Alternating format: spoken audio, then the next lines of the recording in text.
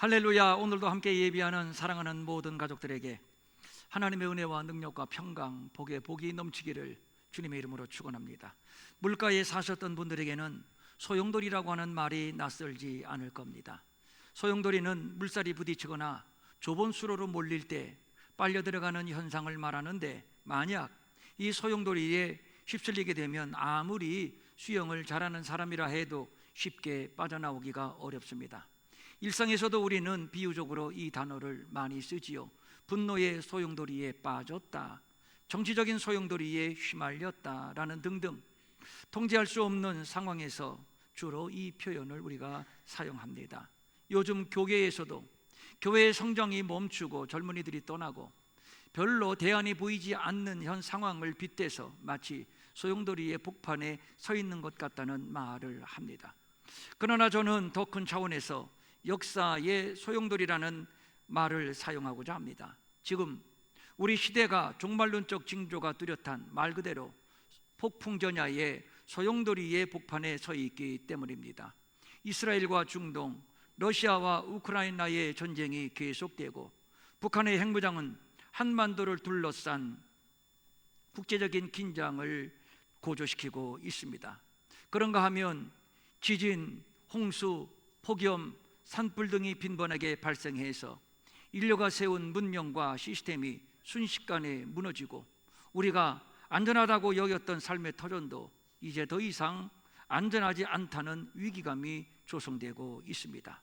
극단적인 물질주의와 쾌락주의가 지배하고 성윤리가 무너지고 가정이 해체되는 등 전통 질서의 붕괴가 가속화되고 있습니다. 여기에 인공지능 AI라고 하지요.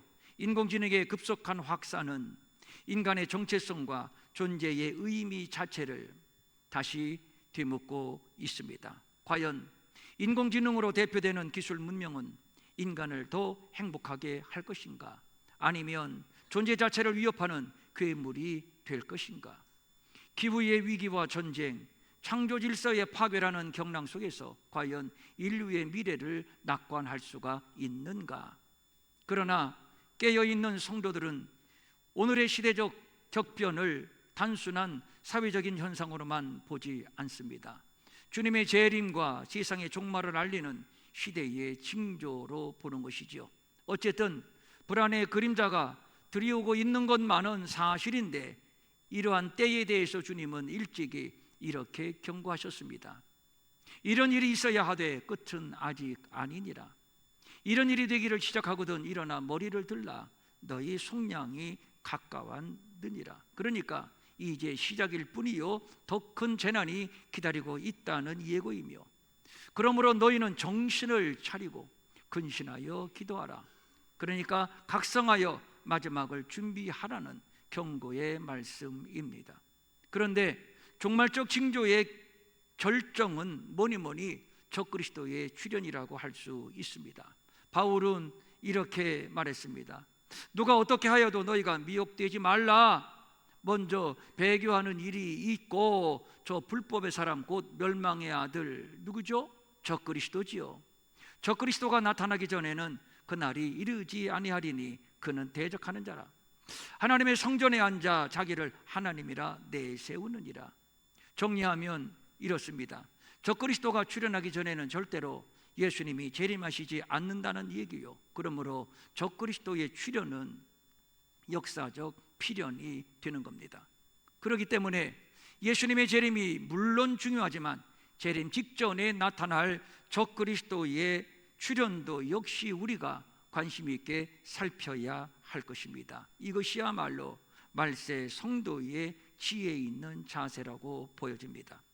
적그리스도는 불법의 사람이요 멸망의 아들이요 하나님을 대적하는 궁극적 원수입니다. 그는 자기를 높여 하나님의 성전에 앉아 자기가 하나님이라고 내세울 것이며, 이로 인해서 교회 안에서는 범우주적인 전대미문의 배교가 있게 될 것입니다. 물론 그 중심에는 적그리스도가 있습니다. 요한계시록은 적그리스도가 정치적 권세와 경제적 통제 그리고 영적 탄압을 총동원해서 하나님을 대적하고 성도들을 넘어뜨리려는 최종적 세력으로 등장할 것임을 말씀하고 있습니다. 우선 본문에서는 적그리스도를 바다에서 올라오는 짐승으로 묘사하고 있습니다. 바다, 성경에서 이 바다는 열방과 민족들을 가리키고 또 혼돈을 의미한다고 볼 수 있습니다. 그러므로 적그리스도는 세계사적으로 극심한 혼돈 속에서 출현하게 될 것입니다. 그런데 그 모양은 짐승은 짐승인데 참으로 기괴한 모습을 가지고 있습니다. 내가 본 짐승은 표범과 비슷하고, 그리고 발을 보니까 그 발은 곰의 발 같고, 그리고 입을 보니까 그 입은 사자의 입 같은데 용이 자기의 능력과 보좌와 큰 권세를 그에게 주었더라. 그러니까 표범, 곰, 사자의 이미지가 복합적으로 짐승 적그리스도에게 투영되고 있습니다. 이 짐승의 정체에 대해서 구약의 다니엘은 이미 이스라엘을 정복했던 각 제국들이라고 풀이해 주었습니다. 첫 번째 짐승인 사자, 이 사자는 바벨론을 상징하는데 성전을 불태우고 성전의 기구들을 약탈해서 자기들의 신전에 바쳤습니다. 젊고 유망한 젊은이들을 포로로 끌고 갔고, 그리고 우상을 강요했습니다. 왕의 금신상에게 절하지 않는다고 다니엘을 사자굴 속에 던지기도 했고, 왕의 진미를 먹지 않는다고 다니엘의 친구들을 풀무에 던지기도 했습니다. 어쨌든 여호와 신앙을 말살하려는 정책을 썼습니다. 그 다음에 등장하는 짐승이 곰인데, 곰은 페르시아를 상징합니다. 초기 고레스 왕은, 고레스는 페르시아가 제국으로 발돋움하는 그 결정적인 역할을 한 왕입니다. 이 고레스 왕은 이스라엘에 대해서 우호적인 정책을 폈고, 그리고 이스라엘이 다시 고국으로 돌아갈 수 있도록 그것을 허락해 주었고, 또 돌아가서 성전을 짓는데 성전 짓는 비용이 없잖아요. 그 비용을 지원해 주기까지 했습니다. 그러나 아수에로 왕 시대에는 유대민족을 완전히 말살하려는 음모가 있었는데, 이때 우리가 잘 아는 유명한 인물이 있죠. 에스더. 그가 한 말, 죽으면 죽으리라. 에스더의 죽으면 죽으리라는 결단으로 구사일생으로 유대는 구원을 받았습니다. 그 다음으로 등장하는 짐승이 표범인데, 표범은 헬라를 상징합니다. 헬라는 예루살렘 성전에 이방 신상을 세우고 돼지를 제단에 바치게 하고 돼지 피를 뿌리고 율법을 금하고 이를 어기면 고문하고 학살을 자행했습니다. 기록에 의하면 유대민족 대다수가 이에 굴복을 했다고 합니다. 그 다음으로 등장하는 나라가 로마입니다. 로마는 예수님 시대요, 또 초대교회 시대인데 무죄한 예수님을 십자가에 못 박았고, 그리고 황제 숭배를 잔인하게 강요했습니다. 이를 거부할 때에는 맹수의 밥이 되게 했고 산채로 땅속에 묻어버렸습니다. 네로는 그리스도인을 장대에 매달아 로마의 밤을 밝히는 횃불로 사용했다고 합니다. 부모와 자식이 서로 때리고 서로 찔러 죽이게 하고 산채로 사람의 피부 껍질을 벗기고, 그러니까 형언할 수 없는 잔인한 박해가 로마 시대 때 자행되었습니다. 그런데 이 모든 제국들의 공통적인 목적은 단 하나, 여호와의 신앙을 회방하고 하나님의 백성을 말살하려는 것입니다. 그런데 놀랍게도 그 배후는 사탄입니다. 그러고 보니 각 제국들의 이스라엘 말살 정책은 단순히 제국의 야망이 아니라 그 배후에 사단의 역사요, 사단은 처음부터 자기가 하나님이 되려는 야망을 품었던 자입니다. 하나님과 같이 되려는 욕망을 품은 천사장이 타락해서 사탄이 되었고, 그가 뱀으로 에덴에 들어와 아담을 유혹해 타락시켰습니다. 그러나 그의 야망은 여기에서 끝나지 않았습니다. 여전히 하나님과 같이 되어보려는 교만을 버리지 않고 끊임없이 역사의 무대에서 하나님의 나라를 대적하며 인류를 미혹해 왔습니다. 사단의 야망은 언제나 변함이 없습니다. 하나님과 같이 되어서 하나님이 받으시는 영광을 자기가 받는 것입니다.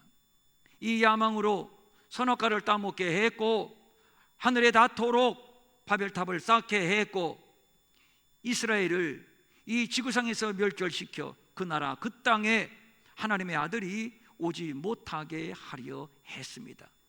이런 배경을 가지고 바벨론, 메데, 페르시아, 헬라, 로마에 이르는 제국들을 이해해야 하는 것이지요.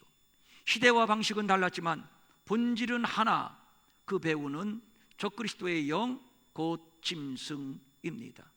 그러나 예수 그리스도께서 십자가로 승리하셨습니다.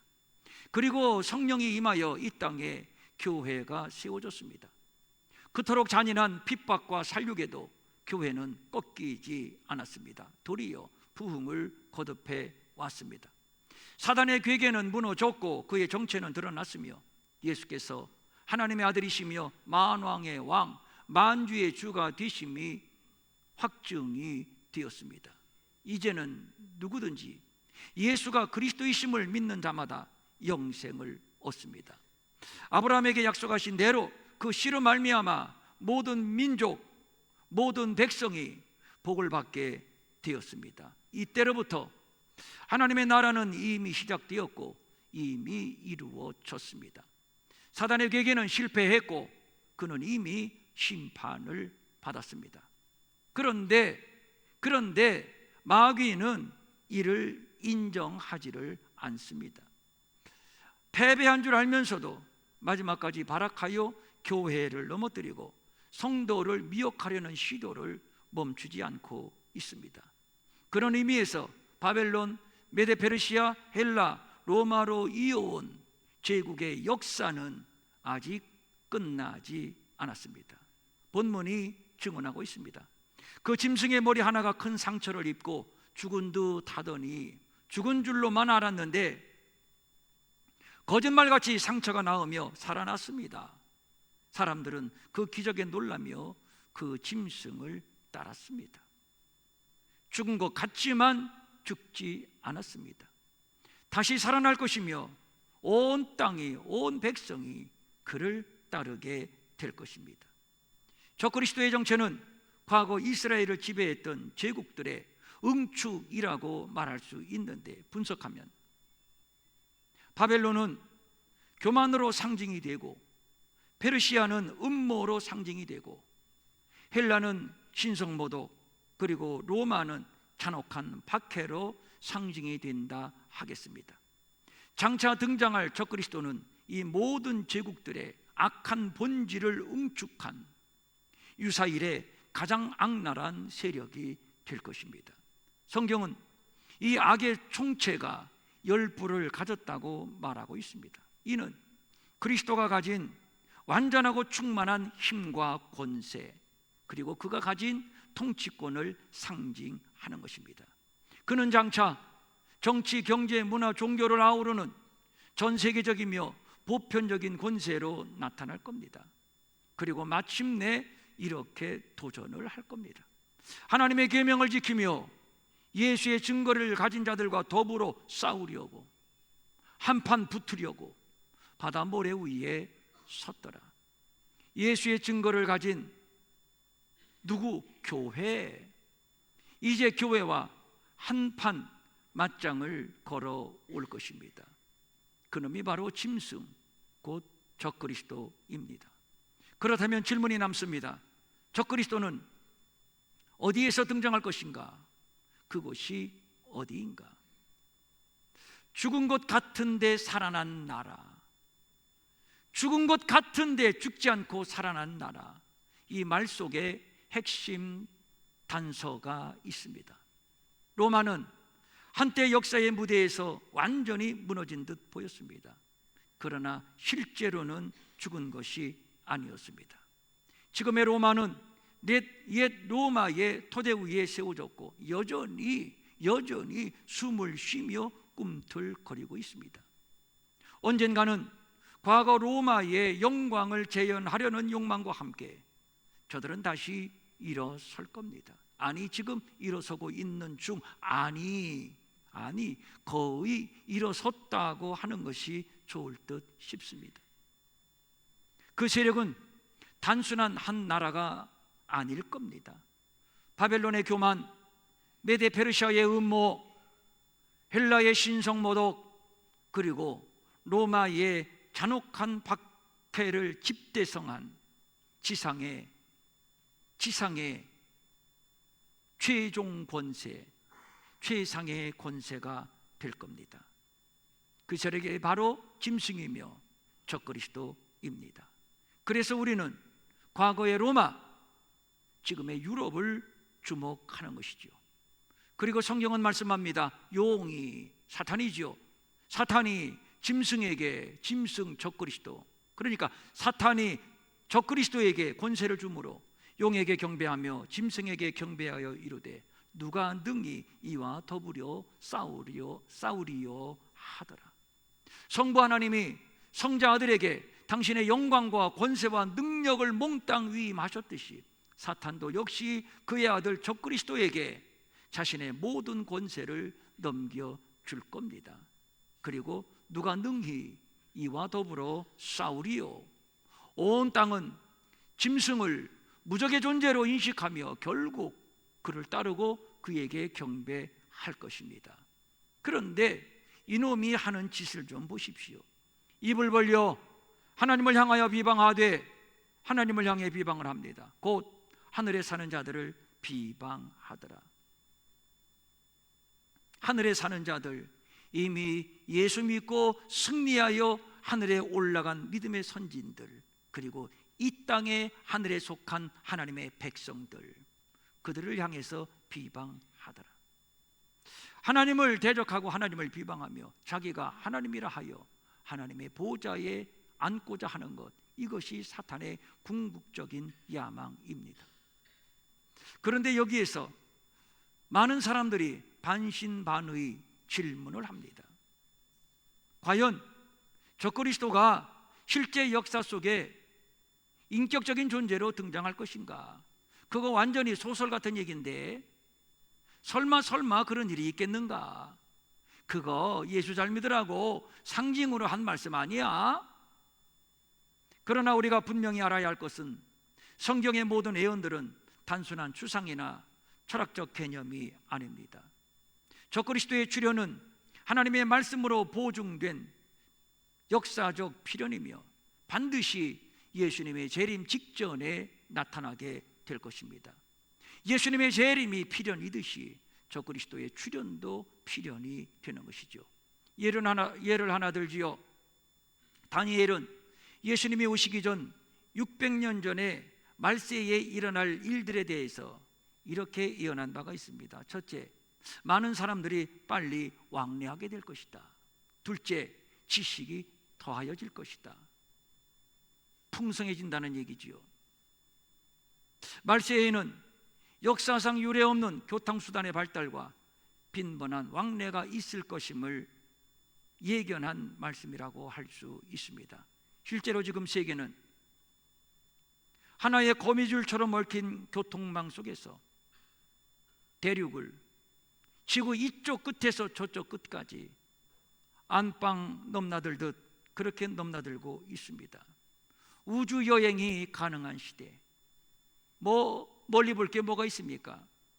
실제 지금 우리나라 인천공항의 인산인해는 성경 예언의 성취를 실감케 하는 증거라고 할 수 있습니다. 지식이 더하리라, 이 예언은 과학과 지식의 눈부신 비약을 의미합니다. 오늘날 인공지능 AI의 등장은 누구든지 몇 초 안에 지구상에 축적된 무한의 모든 정보를 너무도 쉽게, 아무나 너무도 쉽게 접근할 수 있는 기회를 제공해주고 있고, 그래서 지금 못 배워서 뭘 모른다라는 시대가 아닙니다. 그러니까 AI는 성경이 예언한 지식의 넘침이 어떻게 현실이 되었는지를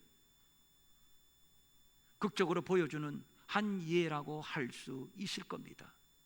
이러한 예언의 성취는 단순히 문명의 진보에만 머무르지 않습니다. 앞으로 구체적으로 적그리스도가 출현하는 무대가 세계사적으로 조성이 될 겁니다. 그러므로 우리는 앞으로 전개될 영적 전쟁의 본질을 분별하며 깨어서 준비해야 하는 것이죠. 먼저는 앞으로 정치 권력이 집중하는 전체주의적 현상이 일어나게 될 겁니다. 지금은 역사상 어느 때보다도 강력한 중앙 집권적 권력과 정교한 감시 체계가 전 세계적으로 확산되고 있습니다. 국가 권력은 사람들을 거대한 통제 구조 속으로 끌어들이고 결국 그 정점에는 적그리스도가 앉게 될 겁니다. 두 번째, 경제적 통제의 심화입니다. 장차 적그리스도가 인류를 지배할 가장 강력하고 효과적인 수단은 바로 경제입니다. 그가 모든 자, 오른손에나 이마에 표를 받게 하고 누구든지 이 표를 가진 자 외에는 매매를 못하게 할 것이다. 매매를 못하게 한다. 무슨 얘기죠? 경제활동을 못하게 한다. 경제활동, 먹고 사는 문제. 그의 수는 우리가 잘 아는 바대로 666이니라. 정치적인 선동이나 군사적인 위협은 제한적일 수밖에 없습니다. 그러나 경제의 통제는 전 인류를 소나귀에 넣는 가장 치명적인 수단이 될 수 있습니다. 실제로 요즘 미국의 트럼프 대통령이 관세를 무기로 해서 세계를 쥐락펴락하고 있습니다. EU가 강력하게 반발해서 우리는 그렇게 못하겠다 해놓고 막상 미국하고 대립하려니 먹고 사는 경제의 문제가 폭락하잖아요. 어쩔 수 없이 꼬리를 내리고 숙이고 들어가 협상을 하고, 인도가 강력하게 반발했다가 안 되겠거든요. 다시 협상하자 했는데 트럼프 대통령이 지금 배짱을 부리고 있습니다. 경제는 세계를 소나귀에 넣는 가장 강력하고 효과적인 무기가 될 겁니다. 이 권세가 적그리스도의 손에 들어가는 순간, 그것이 바로 성경이 말하는 666이 될 것입니다. 그 다음 문화와 미디어를 통한 미혹입니다. 적그리스도는 단순히 정치나 경제의 권세로만 다가오지 않습니다. 오히려 사람들의 마음과 사고를 장악하는 가장 효과적인 길은 문화와 대중매체 그리고 SNS를 통한 미혹입니다. 이 도구들은 너무도 손쉽게 가치관을 바꾸고 선과 악을 혼돈케 하고 죄를 미화시키고 하나님을 조롱하는 세상을 만들어갑니다. 지금 서서히 그렇게 되어가고 있지 않습니까? 우리가 지금 이를 목도하고 있는 바이며 이것이 바로 적그리스도가 꿈꾸는 세상입니다. 그리고 마지막은 종교 혼합과 배교입니다. 이는 궁극적으로 사단이 노리는 영역입니다. 온 땅이 놀랍게 여겨 그 짐승을 따른다는 말처럼 그는 진리 대신 세속주의와 쾌락주의를 부추기고 다원주의와 혼합주의를 통해서 교회를 배도의 길로 내몰게 될 것이며 교회는 자연스럽게 유일신앙이 약화될 것입니다. 성경은 말씀합니다. 성도들과 싸워 이기게 되고 어린 양의 생명책에 이름이 기록되지 못하고 이 땅에 사는 자들은 다 그 짐승에게 경배하게 될 것이다. 또한 사로잡힐 자는 사로잡혀 갈 것이고 칼에 죽는 자는 마땅히 칼에 죽을 것이다. 무시무시하지요. 그리하여 적그리스도는 궁극적으로 하나님의 성전에 자기가 올라앉아 자기가 하나님이라고 하며 자기가 경배를 받으려 할 것입니다. 이 적그리스도의 압도적인 권세 앞에 세상은 무릎을 꿇고 경배할 것이고, 여기에 교회도 예외는 아니겠지요. 이 싸움은 알곡과 쭉정이를 가르는 마지막 싸움이 될 것입니다. 이것은 결코 막연한 상상이 아니고 성경이 이미 증거한 바와 같이 역사적 필연입니다. 전무후무한 무시무시한 싸움이 될 것입니다. 하나님께서 그 날들을 감하지 않으면 모든 육체가 구원을 얻지 못할 정도의 창세 이후로 지금까지 이런 환난이 없었고 이후에도 없을 역사를 마감하는 마지막 싸움이 될 것입니다. 그래서 우리가 이스라엘과 중동의 긴장, 미국과 러시아의 움직임, 유럽과 중국, 그리고 이 세계사의 흐름 속에서 대한민국의 위치까지 주시하고 있는데, 이유는 적그리스도가 등장하는 판도를 관찰하기 위함입니다. 하지만 이 싸움은 총칼로 싸우는 물리적인 전쟁이 아닙니다. 영적 전쟁입니다. 모든 싸움에는 반드시 원리와 전략이 있듯이 이 영적 전쟁에도 분명한 원리가 있고 분명한 전략이 있습니다. 오늘 본문이 이를 가르쳐주고 있습니다. 성도들의 인내와 믿음이 여기에 있느니라. 여기서 말하는 인내는 끝까지 견디고 끝까지 버티는 것이고, 믿음은 우리가 끝까지 버티고 인내하는 근거인데, 우리가 인내하고 버텨도 과연 인내하고 버텨서 우리가 마지막에 승리할 수 있는가? 라는 확신이 있어야지 인내하고 버티는 거 아닙니까? 그런데 이 믿음이 우리가 인내할 수 있는 근거가 되는데, 그들이 어린 양과 더불어 싸우려니와 어린 양은 만주의 주시요 만왕의 왕이심으로. 할렐루야.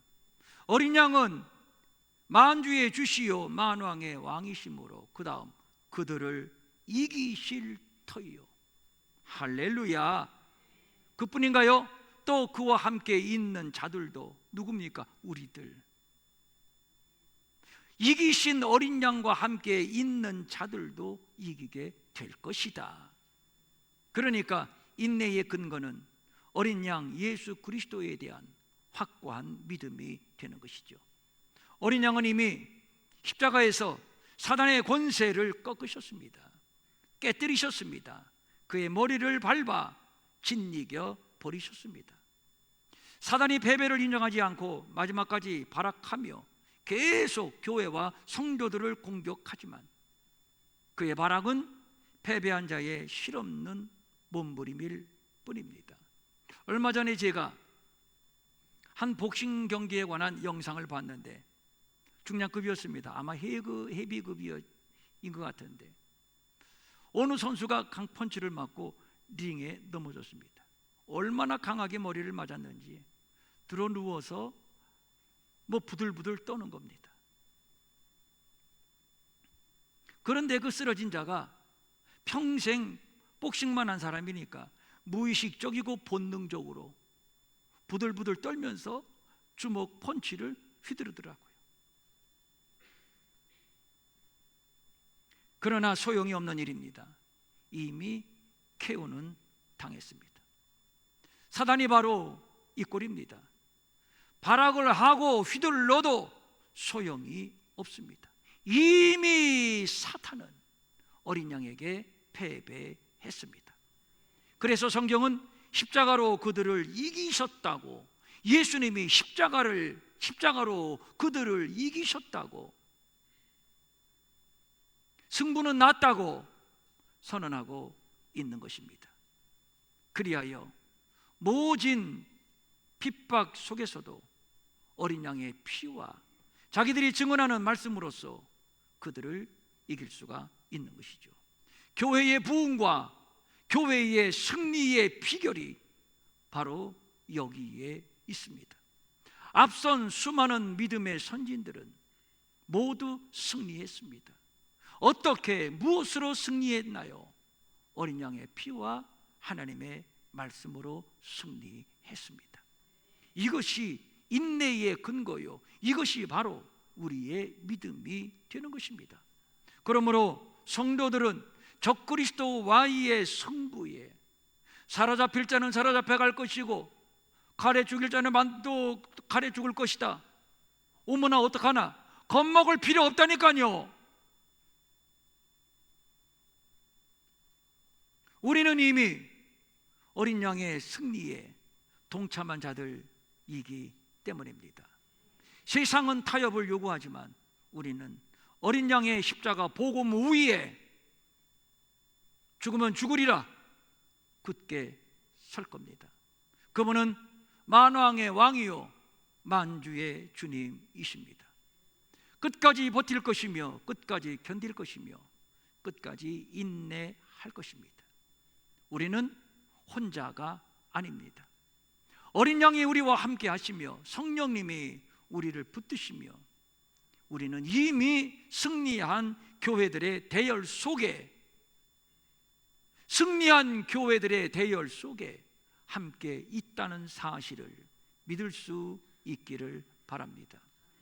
지금까지 부족했지만 이기게 하셨고 지금도 이기게 하시고, 그리고 또 우리가 앞으로 있을 큰 싸움을 두려워하지 않는 것은 앞으로도 이기게 하실 것을 믿기 때문입니다. 우리는 굴복하지 않을 겁니다. 짐승의 표를 받지도 않을 것이고 짐승에게 경배하지도 않을 것입니다. 그러므로 오늘 우리는 이렇게 결단을 합니다. 주님 오실 때까지 흔들리지 않고 인내하며 싸우리라. 우리는 오직 승리하신 어린 양만 믿고 어린 양을 따라가리라. 나는 오직 믿음으로만 살리라. 이것이 성도의 고백이며 교회의 승리의 노래입니다. 우리 이레교회는 예수 잘 믿고 이 땅에서 복받자, 물론 이 땅에서도 복을 받습니다. 그러나 우리의 궁극적인 믿음의 목표는 여기에 있지 않습니다. 예수님의 재림과 그리고 임하시는 하나님의 나라입니다. 그런데 문제는 예수님 재림 직전에 적그리스도가 등장을 할 것이고 우리는 적그리스도와의 한판의 승부에서 이겨야만 재림하실 주님을 만나기 때문에 우리는 그 싸움을 준비하고 있습니다. 사랑하는 성도님들, 이 마지막 역사를 매듭하는 이 길목에서 우리에게 필요한 것은 오직 믿음입니다. 포기하고 좌절하고 그리고 세상으로 돌아가려는 생각은 아예 그만두고 주님이 승리하셨으니 나도 승리한다. 이 믿음으로 끝까지 인내하고 버티고 마지막 이기는 자에게 주시는 하나님의 나라를 기업으로 얻는 사랑하는 모든 가족들 될 수 있기를 주님의 이름으로 축원합니다. 축원합니다. 아멘. 일어나셔서 오늘은 찬송 한 장 부를까요? 일어나셔서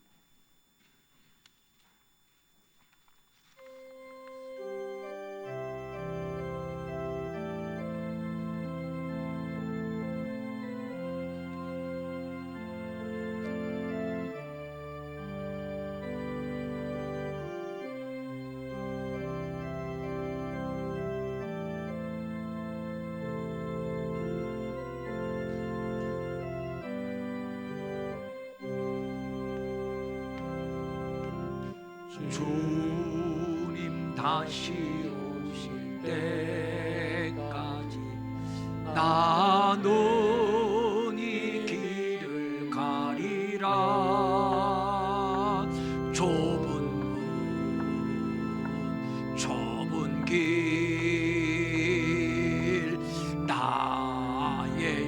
십자 가지고 나의 가는 이 길 끝에서 나는 주님을 보리라. 영광의 내 주님 나를 맞아 주시리. 주님 다시 오실 때까지 나는 일어나 달려가리라. 주의 영광 온 땅 덮을 때 나는 일어나 노래하리. 내 사모하는 주님 온 세상 빚으시라. 내 사모하는 주님 영광의 왕이시. 내 사모하는 주님 내 사모하는 주님 온 세상 거주시. 아멘. 내 사모하는 주님 영광의 왕이시라.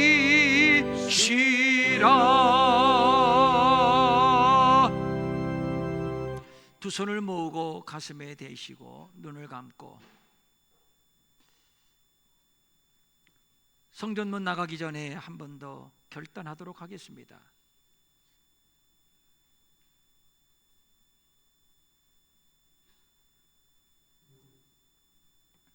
사탄은 무엇을 먹을까, 무엇을 마실까, 무엇을 입을까 자꾸 이것을 충동질 시킵니다. 예수님에게 떡을 만들어 먹으라고 한 것처럼, 천하만국의 영광을 다 준다고 유혹한 것처럼, 그저 사단엔 우리를 넘어뜨리려는 그 미끼는 이 세상에서 잘 먹고 잘 살아라, 출세하고 높아져라,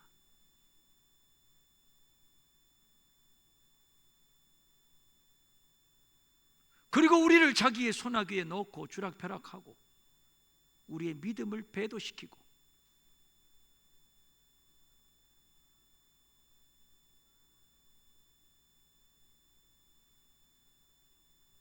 나는 괜찮아, 나는 안 그럴 거야. 그게 그렇게 말로 쉽지 않습니다. 666 이 경제의 통제 속으로 들어가게 되면 별 수 없습니다. 이겨내기 힘듭니다. 우리가 돈 10,000원 한 장에 얼마나 우리가 양심을 팔아먹습니까?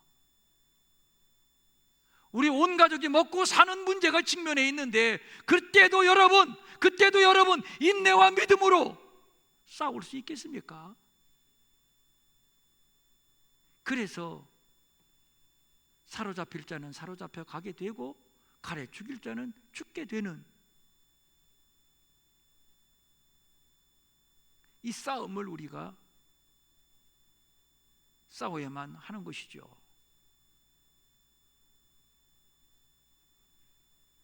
성령님, 이 시간 우리에게 임재하소서. 기름을 부으소서. 우리 홀로 세상에 나가지 아니하도록 성령님 내 안에 임재하시고 우리와 함께 걸음걸음을 인도하시고 지키시고,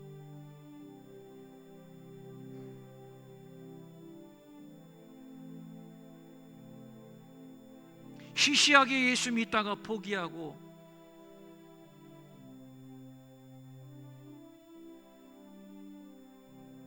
육적인 그리스도인, 명목상 그리스도인으로만 남지 않게 하시고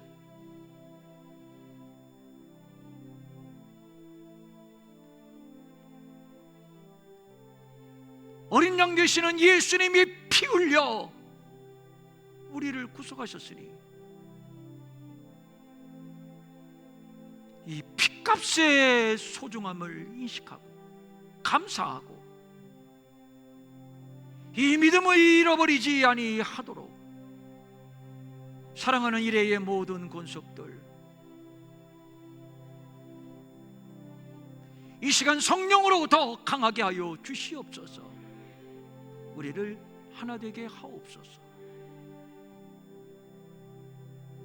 인내하게 하시고 싸우게 하시고 이기게 하시고 마침내 영원한 하나님의 나라를 기업으로 얻는, 그래서 유리바닷가에 서서 우리를 구원하신 그 은혜에 감사하며 어린 양의 노래를 부르는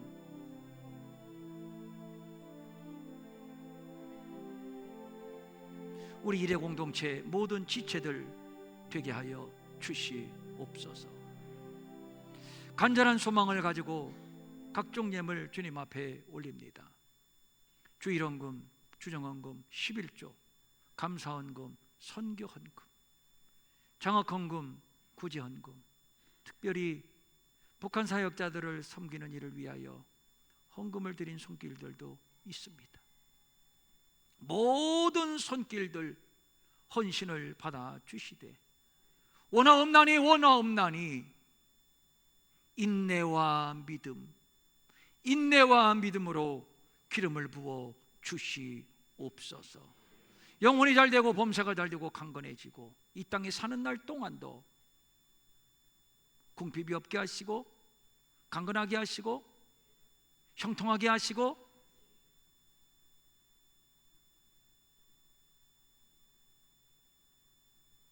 하나님이 내게 주신 이 은혜, 이 불을 열방으로 흐르게 하는 거룩한 인생들 되게 하여 주시옵소서. 우리의 자녀들을 주님 앞에 올려옵나니 믿음의 자녀들로 세워주시고 믿음의 가문을 세워주시고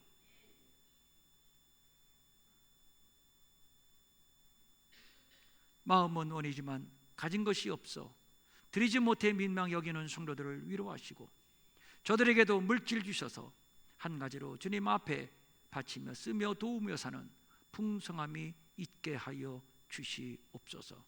직접 와서 드리거나 인터넷으로 드리거나 받으신 줄로 믿사옵나니 신령하고 기름진 것이 풍성케 하옵소서. 이제는 우리 주 예수 그리스도의 은혜와 하나님 아버지의 무한하신 사랑과 성령님의 감화 감동하시고 위로하시고 안위하시고 능력 주시고 형통케 하심이 이제 이 마지막 때를 위하여 새롭게 결단하고 돌아가는 모든 성도들 머리 위에 영원히 함께하옵시기를 간절히 축원하옵나이다. 아멘.